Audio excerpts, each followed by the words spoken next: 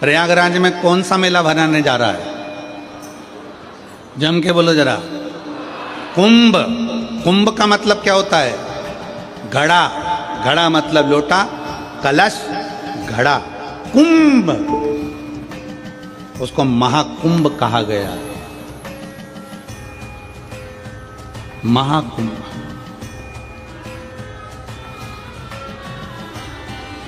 उस महाकुंभ के पर्व में जाकर मात्र त्रिवेणी के घाट पर पहुंचकर स्नान करने से व्यक्ति की जिंदगी की सारी समस्या अपने आप समाप्त हो जाती है, दुख मिट जाता है।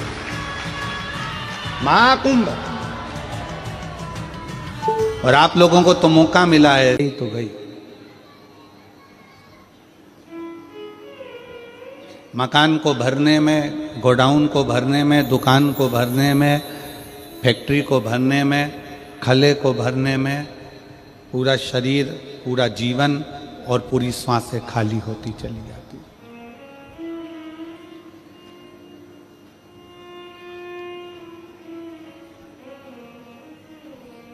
जब हम पढ़ाई करते थे तो पेन आता था,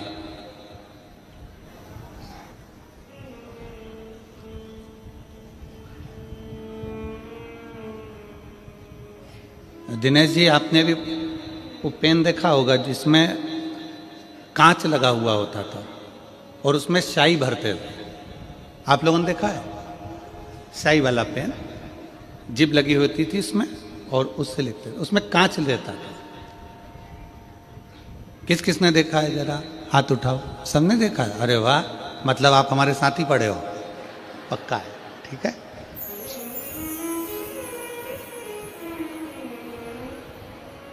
अब आप हमारे साथ पढ़े हो तो हमारे तो बेस्ट फ्रेंड हो गए हो। अब जीजी जीजा तो हो, पर साथ में बेस्ट फ्रेंड भी हो, पक्का है।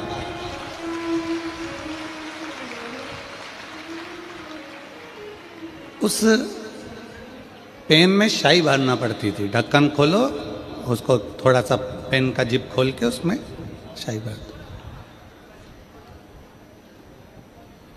और जब परीक्षा हाल में पहुंचते थे ना, तो उस परीक्षा हाल में लिखते लिखते लिखते लिखते बार बार उस पेन के कांच की ओर देखना पड़ता था कि स्याही कितनी बची है। स्याही कम होती चली जाती थी और टेंशन बढ़ती चली जाती। लिखते गए लिखते गए लिखते गए, फिर देखा थोड़ी सी बची है, बहुत कम, बहुत कम, बहुत कम। आखिरी में 4 पेज, 1 पेज पूरा लिखने के लिए रह जाता था और थोड़ी सी स्याही बचती थी। तो अब सोचते थे कि कौन सा क्वेश्चन का उत्तर लिखना है जिसमें नंबर ज्यादा आ जाए, क्योंकि स्याही कम है। 1 पेज पूरा बचा है, प्रश्न बहुत सारे बचे हैं, उसको लिखना है। तो ये देखा जाता था कि कौन सा प्रश्न पर सबसे ज्यादा अंक प्राप्त हो सकते हैं। कोई इसमें 2 अंक मिलता था, कोई में 5 मिलता था, कोई में 8 अंक का होता था, कोई 10 अंक का होता था। कौन में सबसे ज्यादा मिलता, तो जो अंक में सबसे ज्यादा मिलते थे फिर उसको लिखते थे, क्योंकि स्याही कम बचती थी। वो पेन तो ऐसा बना था जिसको हम देखकर समझ जाते थे कि स्याही कम हो गई है, संभल जाओ। पर जीवन एक ऐसा पेन है जिसकी स्याही कब खत्म हो रही है किसी को नहीं मालूम पड़ता, कब आखिरी में वो कलम समाप्त हो, कब इसकी स्याही खत्म हो गई।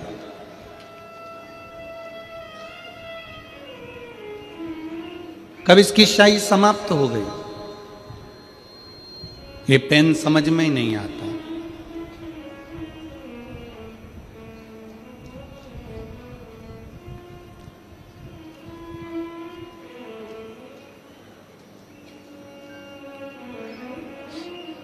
इस जीवन का कोई ठिकाना नहीं। जयपुर में अभी कुछ समय के पहले 24 में एक हादसा हुआ जिसमें केमिकल का ट्रक पूरा जल गया और उसके कारण ना जाने कितने निर्दोष भी चले गए। किसको मालूम था कि कौन सी शाही आखिरी है?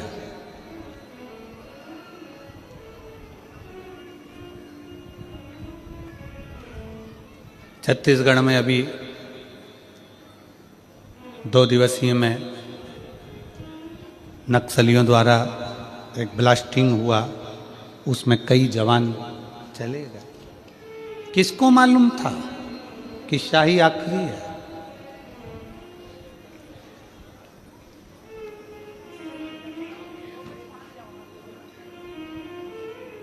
जयपुर की वो घटना जिसमें एक परिवार अपने बेटे के लिए कपड़े खरीदने गया है, एक परिवार अपनी बेटी के लिए कपड़े खरीदने गया है, गाड़ियां दौड़ रही है और पूरी गाड़ियों में आग लग गई है और शरीर पूरा जलता जलता व्यक्ति आखिरी में राख का ढेर बन गया।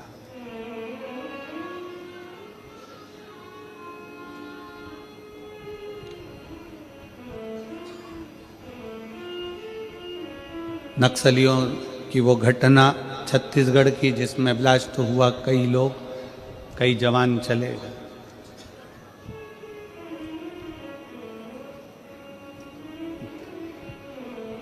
इस कलम की शाही कौन सी आखिरी है, इस कलम की शाही कौन सी समाप्त हो जाए, ये किसी को मालूम नहीं, किसी को नहीं मालूम।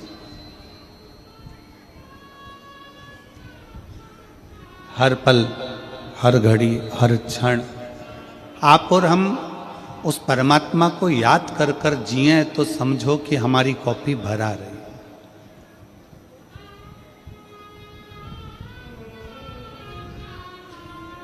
अपनी कॉपी में मेरे जितने स्टूडेंट बच्चे बैठे हुए हैं, जितने पढ़ने वाले बेटा बेटी बैठे हुए हैं, जितने स्टूडेंट बच्चे बैठे हैं, मैं उनसे कहूँगा सबसे पहले कॉपी को एग्ज़ाम के समय पर जब आप लिखने के लिए बैठते हो, जब आप क्वेश्चन का पेपर तुम्हारे सामने होता है, तो सबसे पहले तुमको जो याद है, तुम्हें जो क्वेश्चन का उत्तर याद है, सबसे पहले कॉपी उससे भरो।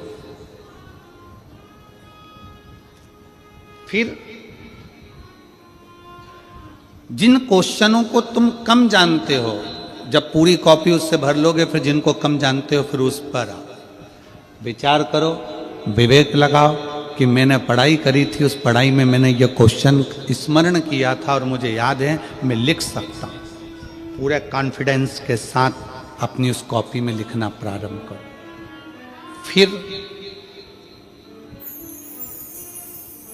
अपनी चतुरता से, अपनी विद्वत्ता से, जो तुमको याद प्रश्न आया है सामने पर, तुम चतुर हो, तुम विद्वान हो, तुम साधारण नहीं हो, फिर उस प्रश्न का उत्तर लिखो जिसके तुम उस उत्तर को स्वयं विद्वत्ता से बना सकते हो। अगर आप अपने कॉन्फिडेंस के साथ, अपनी विद्वत्ता के साथ जब कॉपी में कुछ लिखोगे, उत्तर डालोगे, तो किसी की सामर्थ्यता नहीं है कि कोई तुमको फेल कर दे। आपका परिश्रम आपको आगे निकाल दे।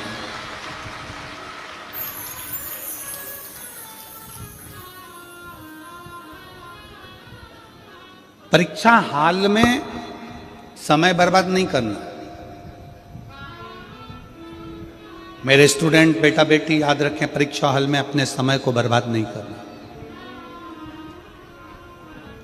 जैसे परीक्षा हॉल में समय बर्बाद किया तो फिर वापिस उसी ही क्लास में पड़े रहना पड़ता है। उसी तरह संसार में आने के बाद यदि हम हमारे समय की कीमत नहीं जाने, हम अपने इस पूर्ण समय का कीमत ना जान पाए, तो फिर हमको भी ना जाने कितने जन्मों में बार बार जन्म लेकर मरना पड़ता है। समय की कीमत को जाना।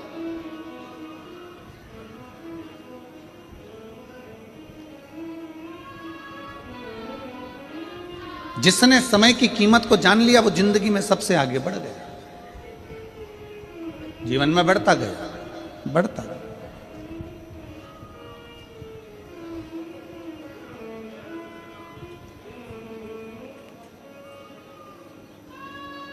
अपने भीतर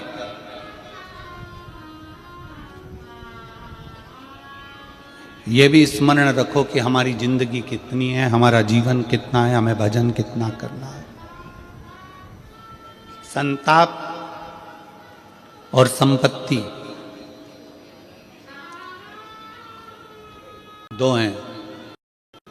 क्या क्या है? पहले नंबर पर क्या है? संताप, दुख, तकलीफ, कष्ट। पहले नंबर पर है संताप। जम के बोलो क्या है? संताप। दूसरे नंबर पर है संपत्ति। संपत्ति तो जानते हो ना? संपत्ति मतलब अपना धन दौलत, अपनी प्रॉपर्टी, अपनी जायदाद, अपनी जमीन, अपनी दुकान, अपना बंगला, अपनी फैक्ट्री, अपना गाड़ी, ये सब संपत्ति है।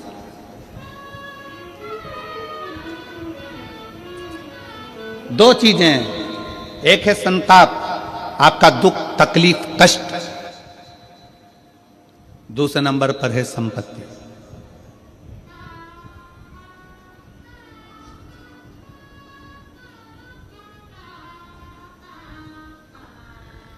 संपत्ति खींचने वाले बहुत मिलेंगे आपको, बहुत।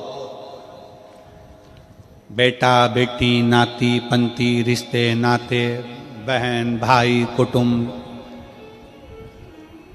मामा मासा, ये वो, फूफा फूफी, ये सब संपत्ति खींचने वाले। दोस्त मित्र, रिश्तेदार, नातेदार, ये सब संपत्ति खींचने वाले।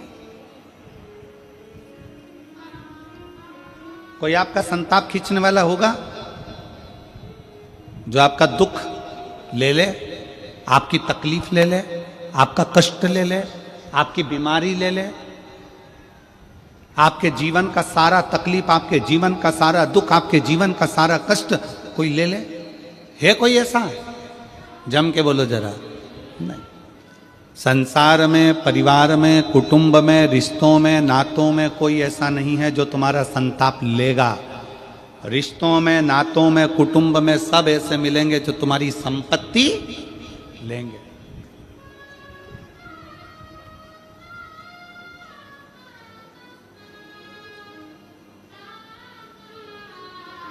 कई लोग ऐसे भी आएंगे,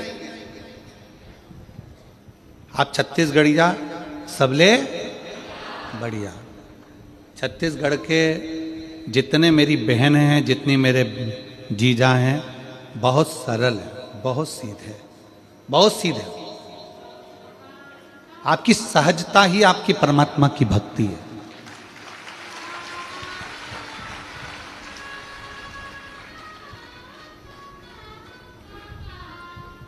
कई लोग आएंगे, दूसरी जगह से आएंगे, आपके नगर में, आपके गांव में, आपके शहर में आकर रहेंगे। धीरे धीरे आपको कर्जा दे देकर, कर्जा दे देकर, कर्जा दे देकर आपकी जमीन को अपना बना लेंगे और एक दिन उसी जमीन पर तुम्हें गुलाम बनाकर काम कराएंगे। सावधान छत्तीसगढ़, सावधान मेरी जीजियों, सावधान मेरे जीजा।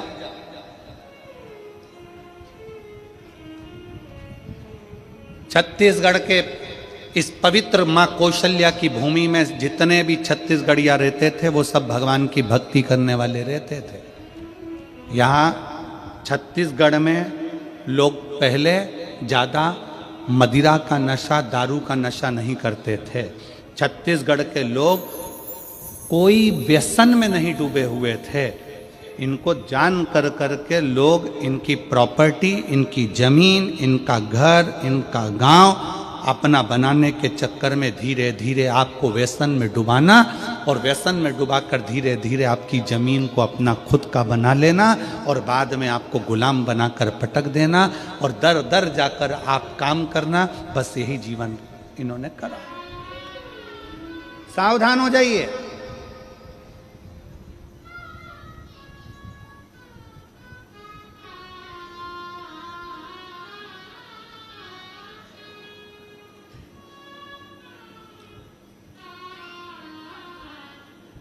आप अपनी जमीन पर काम कर रहे हो ना, 2 बीघा है, 5 बीघा है, 4 बीघा है, 1 बीघा है, 2 एकड़ है, 5 एकड़ है, 10 एकड़ है, जितनी भी है ना, तुम मालिक हो, तुम सेठ हो, तुम किसी के हाथ के नीचे काम करने वाले नहीं हो।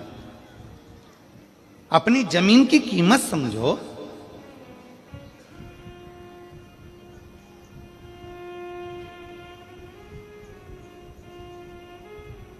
संताप को हरने वाला कोई नहीं होगा, संपत्ति को हरने वाले बहुत होंगे। तुम्हारे मुख पर मीठा बनकर तुम्हारी संपत्ति को छुड़ा लेंगे। संपत्ति जो खींचते हैं, जो संपत्ति को अपना बना लेते हैं तुम्हारी, उसको गुंडा कहते हैं। उसको गुंडा कहते हैं, बदमाश कहते हैं। और जो तुम्हारी संपत्ति को खींच रहा है वो भले गुंडा हो सकता है, बदमाश हो सकता है, पर जो तुम्हारी संताप को खींच रहा है, तुम्हारे दुख को खींच रहा है, तुम्हारी तकलीफ को खींच रहा है, वो गुंडा नहीं, वो गुरु ही हो सकता है, दूसरा कोई नहीं। गुरु संताप को खींचता है, दुख को खींचता है, तकलीफ को खींचता है, कष्ट को खींचता है।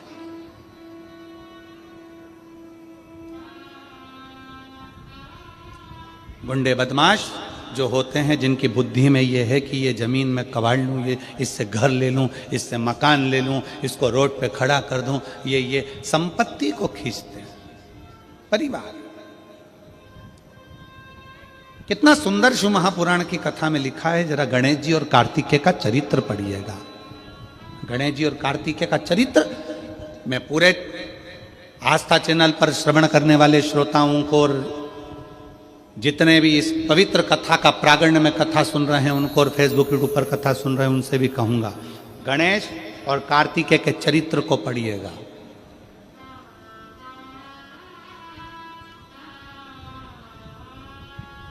कि दो जगह का धन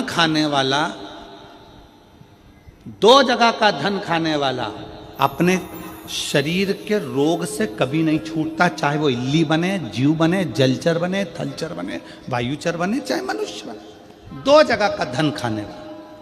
पहला, अपने भाई की संपत्ति। दूसरा, अपने गुरु की या अपने भगवान के मंदिर की संपत्ति। एक भाई की संपत्ति खाने वाला, एक गुरु या परमात्मा की संपत्ति खाने वाला कभी जिंदगी में सफल नहीं हो सकता। वो तड़प तड़प कर ही जाता है। उसके शरीर में कष्ट, उसके शरीर में रोग, उसके शरीर में बीमारी आती ही है। शरणानंद कार्तिक और गणेश जी का सुंदर चरित्र शिव महापुराण में वर्णन आता है।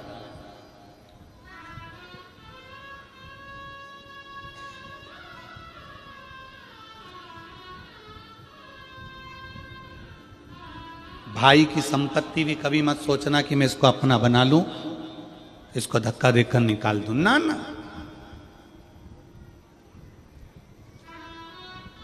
तेरी है। ये घर में, ये दुकान में, ये प्रॉपर्टी में तेरा हिस्सा है, ये तेरा भाग है। मेरी किस्मत का मुझे बाबा और देगा, तेरी किस्मत का तू रख, तुझे भी बाबा और देगा।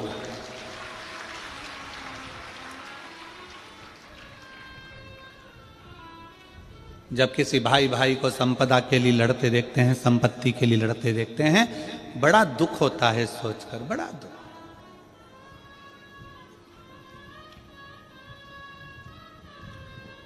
कई लोगों को खुशी भी होती है देखकर कि भाई भाई लड़ रहे हैं, परिवार वाले लड़ रहे हैं, कुटुंब वाले लड़ रहे हैं, ये रिश्तेदार नातेदार लड़ रहे हैं। अच्छा है, लड़ने दो, कम से कम इनको बर्बाद होने दो।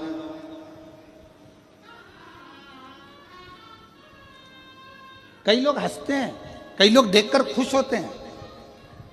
पर आस्था चैनल के माध्यम से सभी श्रोता भाई बहनों से निवेदन करूंगा कि भाई की संपत्ति, गुरु की संपत्ति और मंदिर की संपत्ति कभी जिंदगी में सफलता नहीं देती है, कभी नहीं। छोड़ो,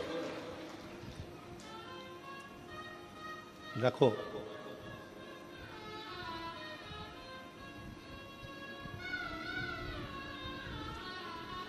इस संपदा को अपने पास रखो।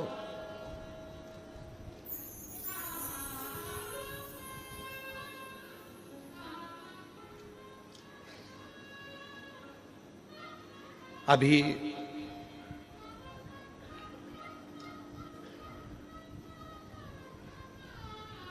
एक हमारे सीहोर की ही घटना थी। हम अभी जब सीहोर गए रायपुर से तो बताया कि सीहोर कुबरेश्वर धाम से विठले सेवा समिति कई बच्चों की पढ़ाई का खर्चा उठाती है, उनका एजुकेशन कराती है। आप लोग जो ये दान देते हो ना, इस दान को आप लोगों ने दिया है तो एक बार जाकर कुबरेश्वर धाम पर देखा भी करा करो कि तुमने जो दान दिया वो कहाँ कहाँ लगा।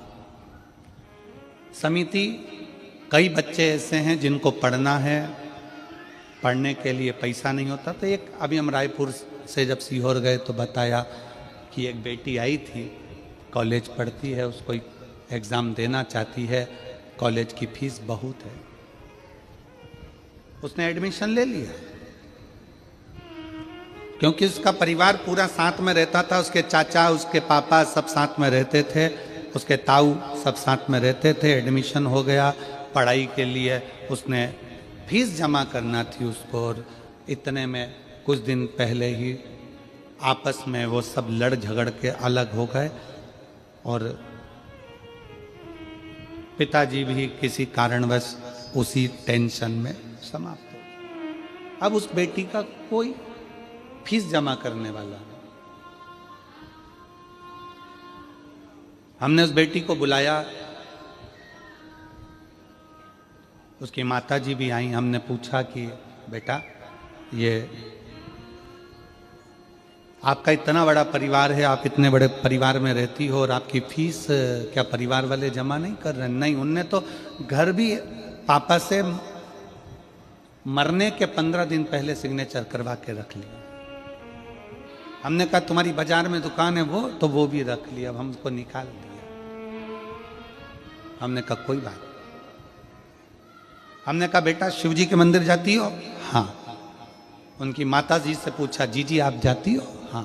तो हमने कहा टेंशन मत लेना, उनने कलम का लिखा अपना कर लिया, अब तुम कर्म का लिखा अपना बनाना, शिव की आराधना करो। फिर धाम से कॉलेज में फोन किया गया कि ये लड़की है, ये बेटी है, इसका फीस जमा होना है, कितना कितना बचा है। तब वो फीस की लिस्ट कॉलेज से धाम बुलवाई गई, फिर उसका फीस जमा करी। किसी का धन, किसी की संपदा, किसी का भाई की दौलत, भाई की संपदा, मंदिर की संपदा और गुरु की संपदा कभी अपनी नहीं बनाई। वो कष्ट देते, कष्ट देते।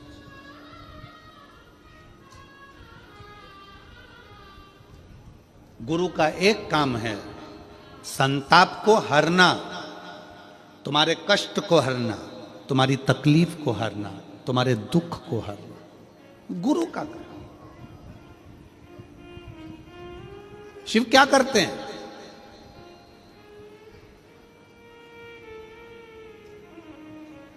शंकर भगवान का काम क्या है? भगवान ब्रह्मा जी ब्रह्मलोक के देवता हैं, भगवान विष्णु बैकुंठ के देवता हैं। शंकर भगवान से पूछा गया कि तुम कहाँ के देव बनोगे? तो शंकर भगवान कहते हैं मुझे पृथ्वी दे दो। ब्रह्मा जी ने कहा आपको मालूम नहीं है, मृत्यु लोक दुख जंजाल है, पूरी पृथ्वी पर केवल तकलीफ ही तकलीफ, दुख ही दुख, कष्ट ही कष्ट है। आपको मालूम नहीं है? शंकर भगवान बोले होने दो, इतने सारे पृथ्वी पर रहने वाले इन दुखी लोगों का दुख कब तक मिटाओगे भोलेनाथ?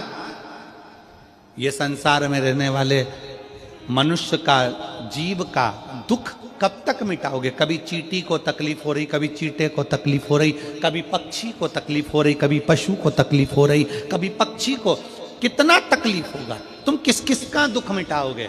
शंकर भगवान कहते हैं सुनो ब्रह्मदेव, भूल से भी अगर कोई मेरे शिवलिंग पर एक लोटा जल चढ़ा देगा, उस दिन से वो मेरा पुत्र कहलाएगा और उसका दुख मिटाना मेरा काम है।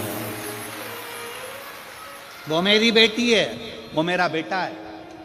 सुनो ब्रह्मदेव, कोई पक्षी मेरे मंदिर के ऊपर से, मेरे शिवलिंग के ऊपर से, मेरे शिवालय के ऊपर से उड़कर जाएगा, उस दिन से वो मेरी संतान कहलाएगा, उसका दुख मैं मिटा दूंगा। सुनो ब्रह्मदेव, कोई पत्ती फूल, कोई जीव भी अगर उसको झूठा कर देगा, वो भी अगर मुझे चढ़ गया, तो जिसका झूठा है उस जीव को भी मैं कल्याण कर दूंगा।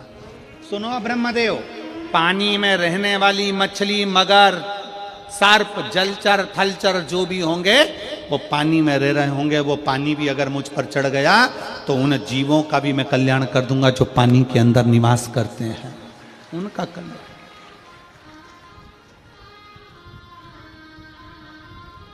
सिर्फ उघड़ी है।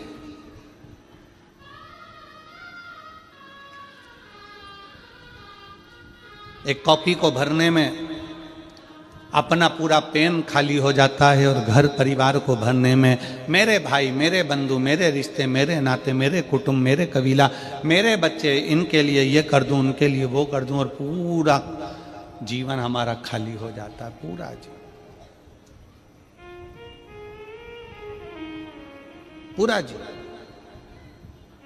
इसलिए शिव महापुराण की कथा कहती है कि भगवत भजन में, भगवान शंकर की भक्ति में, भगवान शंकर के स्मरण में गुरु क्यों लगाता है?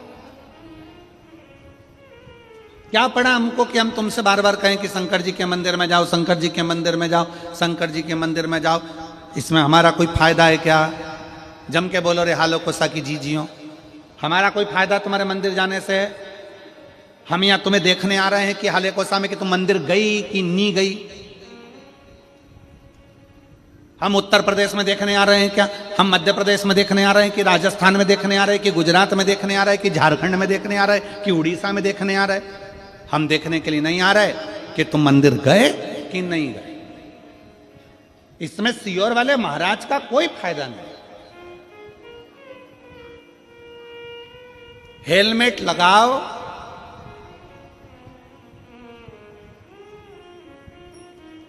ना लगाओ, इस हेलमेट लगाने और ना लगाने से गवर्नमेंट का कोई फायदा है क्या? जम के बोलो जरा। नहीं, फायदा किसका है? तुम्हारा। हेलमेट लगा के जाओगे, कहीं एक्सीडेंट हो गया, गिर पड़ गए, शरीर अगर टूट फूट गया तो चल जाएगा, पर ब्रेन अगर डैमेज हो गया तो तू मर जाएगा। इसलिए हेलमेट लगाओगे तो मरोगे नहीं, इसलिए सरकार उस पर सख्ती करती है। इसमें पुलिस का फायदा नहीं है, इसमें तुम्हारा फायदा है कि हेलमेट लगाओ, हेलमेट लगाओ। बार बार क्यों कहते हैं पुलिस वाले? गाड़ी रोक के हेलमेट लगा, सीट बेल्ट लगाने के लिए क्यों कहते हैं? इसमें सरकार का कोई फायदा है क्या सीट बेल्ट से? जम के बोलो जरा। नहीं, फायदा किसका है? तुम्हारा। सीट बेल्ट लगाओगे, एक्सीडेंट हुआ तो एकदम धक्के से गाड़ी तुम्हारे आंखों में, सिर में कांच नहीं चुभेगा, तुम बच जाओगे। हेलमेट लगाओगे तो तुम बच जाओगे। इसमें सरकार का फायदा नहीं है। हेलमेट लगाने से सरकार का फायदा नहीं, सीट बेल्ट लगाने से सरकार का फायदा नहीं, फायदा तुम्हारा है। उसी तरह एक लोटा जल शंकर को चढ़ाने से सियोर वाले महाराज का फायदा नहीं, फायदा तुम्हारा है कि कुछ ना कुछ अच्छा हो जाए।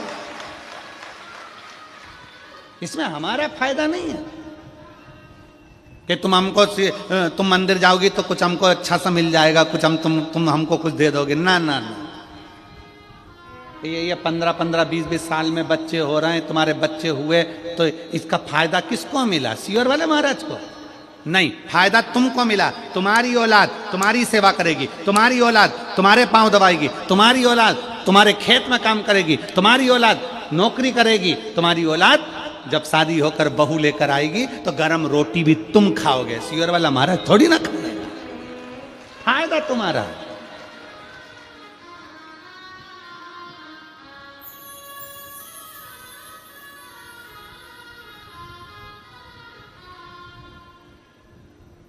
इसमें हमारा फायदा नहीं है, फायदा तुम्हारा।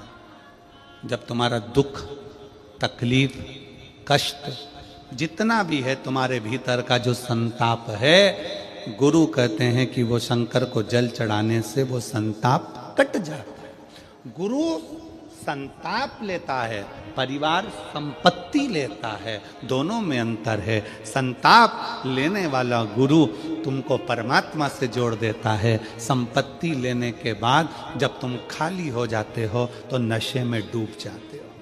नश्य।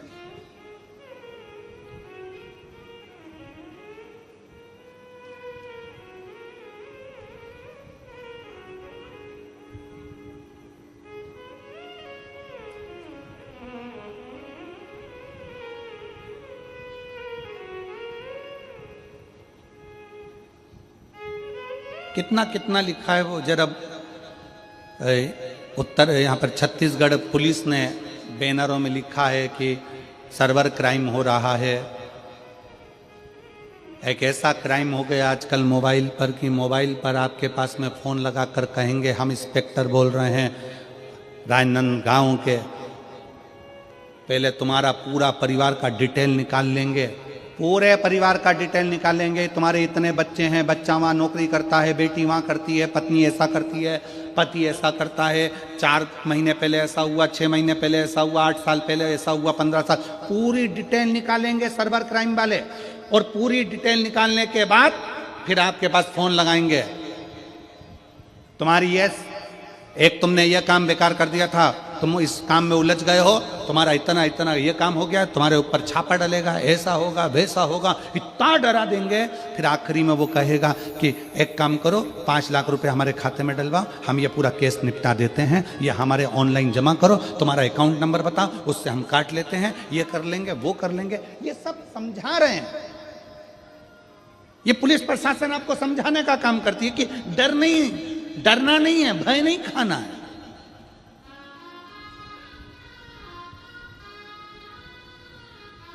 और बचा कुचा था तो आजकल मोबाइल में एआई का जमाना आ गया। तुम्हारे बेटे का चेहरा लगा दिया, किसी दूसरे लड़की का चेहरा लगा दिया और उनको गलत साबित कर दिया, उनको वस्त्र विहीन बता दिया, और आप अपने बच्चों पर शंका करने लगे, अपने बेटा बेटी पर शंका करने लगे। पहले विचार करना, सोचना, ऐसा हो सकता है क्या?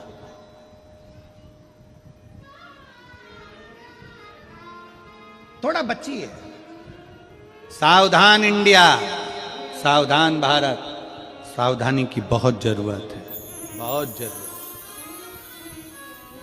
दुनिया के लोग आपकी संपत्ति देखकर, दुनिया के लोग आपका वैभव देखकर, दुनिया के लोग आपका धन देखकर आपके करीब में आएंगे।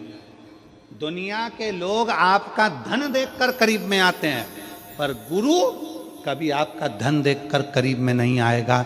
गुरु हमेशा ये सोचेगा बड़ा दुखी है, बड़ा कष्ट में है, 5 मिनट इससे बात कर कर इसके दुख का हरण कर लूं, इसको शिव की भक्ति में लगा दूं। वो गुरु होगा जो संताप को हर ले, तुम्हारे भीतर के संताप को जो हरे।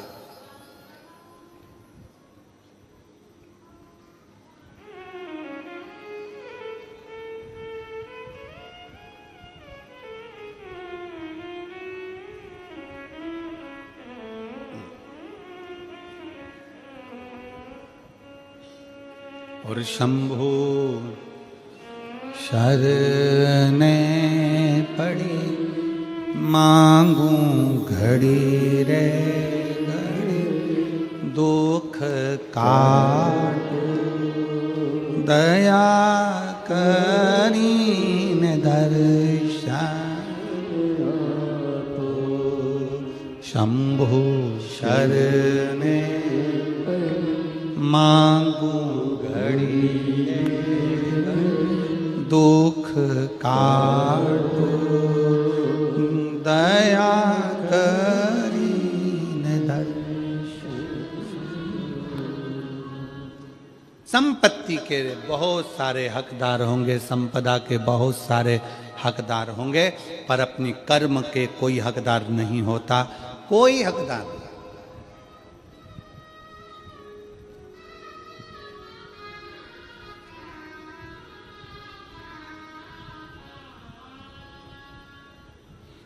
बड़ा पाओ, खूब खाओ, मना नहीं है, पर जिसका बड़ा पाओ खाओ, कम से कम उसके बड़े दुख में काम तो आओ, तो बड़ा पाओ खाओ, नहीं तो क्या मतलब का बड़ा पाओ खाओ। बड़ा दुख है, तकलीफ है, कष्ट है, बहुत दुख है, सामने खड़े। एक पत्र है,